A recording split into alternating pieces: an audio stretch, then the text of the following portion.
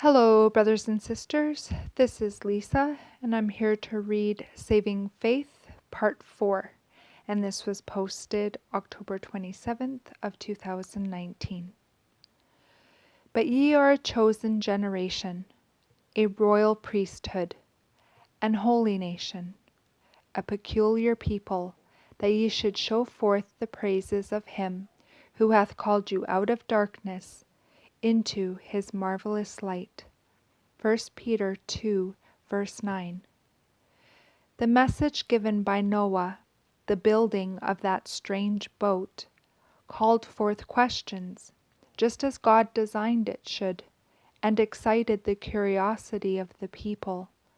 Crowds of people came from all parts of the world to see the strange and wonderful structure, and heard the message of condemnation and the promise of deliverance.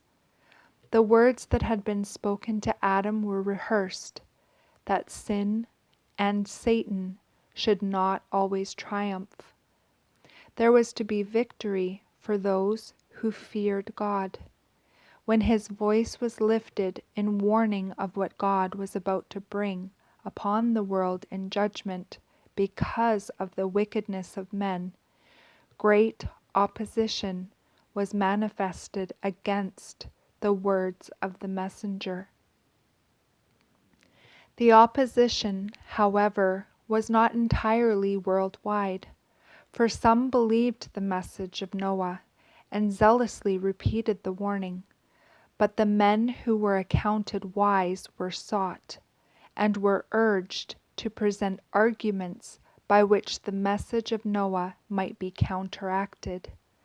And as the world was at peace, and not at war with the prince of evil, they were glad of any excuse to set aside the "Thus saith the Lord," and to listen to the philosophers of the age, who presented the impossibility of such a change taking place in the forces of nature as Noah predicted.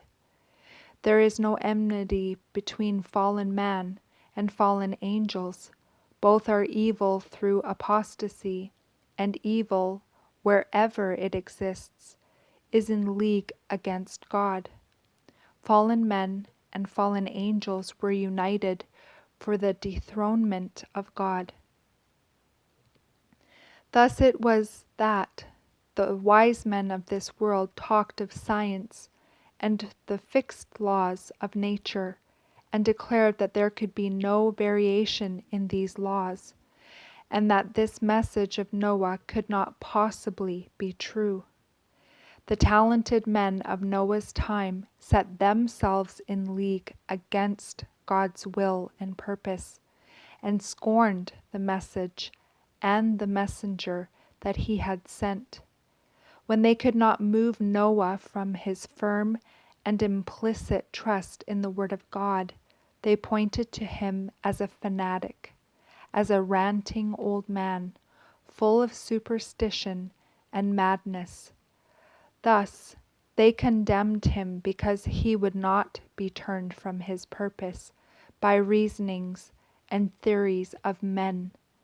It was true that Noah could not controvert their philosophies or refute the claims of science so called, but he could proclaim the word of God, for he knew it contained the infinite wisdom of the Creator, and, as he sounded it everywhere, it lost none of its force and reality because men of the world treated him with ridicule and contempt.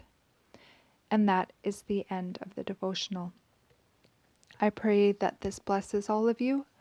I pray you all have a great day, and I will see you either next video or in the air. Bye-bye.